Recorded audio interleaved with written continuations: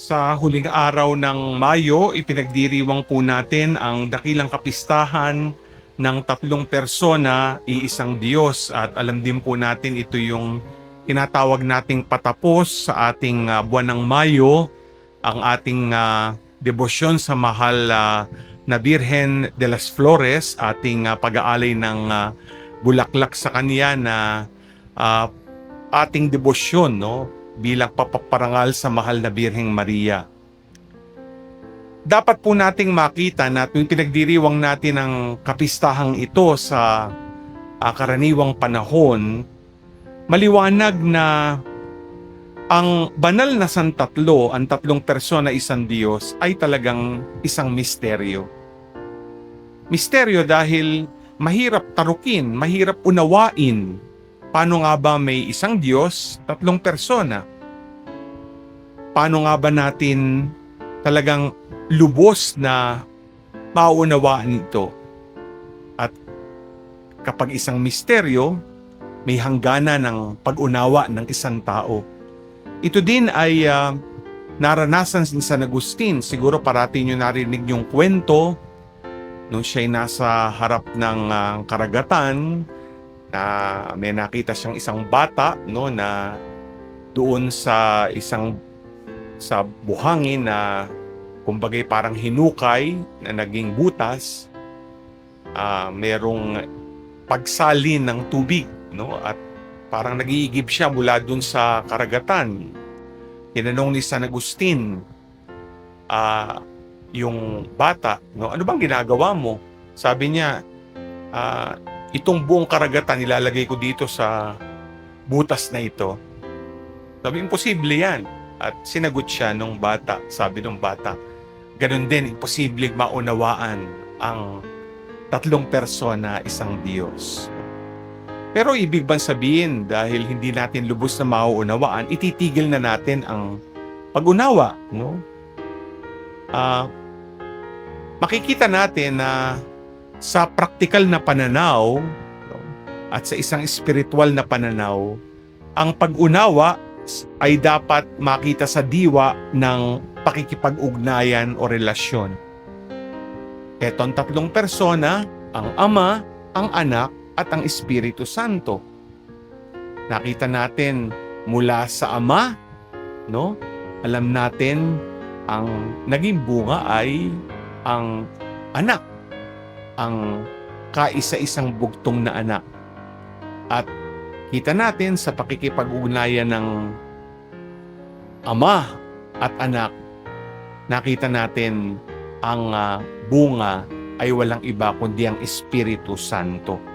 Kaya itong relasyon na ito, nakita din ni San Agustin, ay relasyon ng pag-ibig, no? Kita-kita natin yan sa ikalawang pagbasa, narinig natin sa bandang huli. Sabi nga ni San Pablo sa mga taga-Korinto, ang pagpapala ng Panginoong Kristo, ang pag-ibig ng Diyos at pakikipagkaisa ng Espiritu Santo. Dito nga natin mauunawaan, no, ang tatlong persona, no, na may malalim na ugnayan sa diwa ng pag-ibig, no? At kung titignan natin, no, na ang bawat isang persona ay may patotoo, no, ng pag-ibig. Yung una, ang Ama sa langit. Sa unang pagbasa, narinig natin sa aklat ng Exodo, no, ang kumbagay karanasan ng bayang Israel. Totoo, may tinapyas na bato. Dito nga, no, ang sinasabing ilalagay ang kautusan ng Diyos, pero dito magaganap ang kasunduan. Pero ang kasunduan ay klarong-klaro dahil sa katapatan at pag-ibig ng Diyos Ama. Pinatunayan niya dahil ang bayang Israel, mula po doon sa Ehipto, nakatawid ng pulang dagat, ay naglakbay ng 40 taon sa ilang hanggang marating nila ang lupang pangako. Ang bayang Israel, matigas ang ulo, ang bawat isa, no, ay nagkasala sa Diyos. Anong hiniling ni Moises? Na sa gitna ng kanilang pagiging makasalanan, ang siyang, sabi nga, manatili sa Diyos Ama ay ang kanyang habag. Kaya dito nga pinatutunayan, no, ang habag ng Diyos, no, sa diwa ng pag-ibig. Na ano man ang ginawa ng bayang Israel, nandoon ang kanyang pagpapatawad, nandoon ang kanyang katapatan.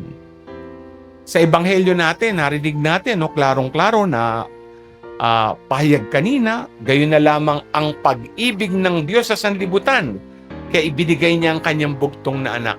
Sipin niya, ang Diyos Ama, kaisa-isang anak, ibinigay niya sa sanlibutan. No? Dahil alam niya na ito lang ang magiging daan para sa kaligtasan ng mundo. Para maramdaman ng mundo ang pag-ibig ng Diyos. Ang Diyos anak naman, pinatunayan dahil itong pagpapadala at pag-aalay ng anak mula sa Ama ay pinatotohanan ni Jesus. Paano niya ginawa yun, no? Dahil sa kanyang sakripisyo sa krus, di ba? Pwede naman niya iligtas ang mundo sa iba't ibang paraan. Maaaring isang kindat, ligtas na tayo. Pwede ding isang wagayway, ligtas na tayo. Pero sabi niya, magsasakripisyo ko. Kung inalay ako ng Ama sa mundo, iaalay ko ang aking buhay, katawan at dugo ng buong pag-ibig para sa katubusan ng sanlibutan. No? Kaya ito ay pinatotohanan ng Panginoon Jesucristo. Totoo, siya ay nagpakasakit, siya ay namatay, pero narinig nga natin at nakita sa bawat aklamasyon, siya ay muling nabuhay. Yan ang patotoo ng pag-ibig ng Diyos Anak. Pero hindi doon natatapos dahil ito naman ang Diyos Espiritu Santo. No? Diba? Si Jesus, nung namamaalam sa kanyang mga puso, sabi niya, ipadadala ko ang ng aking Ama, ang Espiritu Santo. Ang Espiritu Santo mananatili sa inyo magpakailanman. At taglay natin sa ating buong katauhan nung tayo binyagan ang Espiritu ng Diyos. Ramdam natin na hindi nawala ang Diyos, hindi umaalis ang Diyos. Nandiyan siya palagi, nananahan sa atin at pinararamdam ang kanyang pag-ibig. Kaya kita nyo, no? Yun ng pag-ibig ng Ama at Anak, kitang-kita natin, umaapaw sa pag-ibig ng Espiritu Santo na nasa atin, sumasa atin, at sa buong Santa Iglesia. Mga minamahal na kapatid kay Kristo, magandang tignan na dahil dito sa relasyon ng ugnayan sa diwa ng pag-ibig, ang Santissima Trinidad, ang tatlong persona, isang Diyos, ay buhay na buhay sa bawat pamilya. Diba? Pag ang pamilya, mag-asawa, magulang sa anak, nandiyan buong buo at nagpapakita ng pag-ibig, buhay na buhay ang banal na Santatlo. Ngayon din po, no, ay BEC Sunday. At magandang makita, buhay na buhay ang banal na Santatlo pag nakikita ang pamayanan na nagkakaisa. At kahit anumang gusot, kahit may pagkakaiba, kahit may tampuhan, ang umiiral ay pagpapatawad, habag, at pag-ibig. Diyan natin napapatunayan ang pagmamahal na talagang buhay na buhay sa pamayanan dahil nga sa banal na Santatlo. Maganda ding iugnay. Bakit kaya, no? Sa pagdiriwang natin ng buwan ng Mayo, ang ating debosyon sa Mahal na Birhen ay debosyon na may ritual ng pag-aalay ng bulaklak. Bakit kaya? Di ba pag merong magkasintahan, yung lalaki nag-aalay ng bulaklak, no? Yung lalaki sa kasintahang babae. Ganun din sa mag-asawa pag Valentine's Day pa nga, di ba? Nag-aalay ng bulaklak. Pag tayo pumupunta sa sementeryo at may mga yumaong mga magulang mahal sa buhay, naglalagay po tayo ng bulaklak. Ano po ba ito? Di ba ito'y patotoo natin at patunay ng pag-ibig? Bakit? Kasi ang mahal na Birhen Maria, pinakita niya ang pag-ibig sa Diyos. Nung siya'y tinawag na maging ina ng kataas-taasan, siya'y bagamat takot, may mga pangamba, sinabi niya kayo, alipin ng Panginoon, magganap nawa sa akin ayon sa iyong salita. Buong pag-ibig niyang tinanggap ang bokasyon niya at misyon. At nung iniluwal niya si Jesus sa mundo, kinalingan niya, inalagaan niya, di ba bilang isang ina, pinakita niya ang pag-ibig. At syempre, hindi doon natapos. Kita natin, hanggang doon sa paanan ng krus, nakita niya ang kanyang anak, no? Duguan, no? Pinako sa krus at mamamatay, nandun siya. Yung ibang mga alagad, puwera si San Juan, nagtago, nawala, pero siya nandun dahil sa pag-ibig niya sa kanyang anak, kahit nagdalamhati siya, kahit nagluluksa siya. Pero kita nyo, no, hindi po natatapos doon.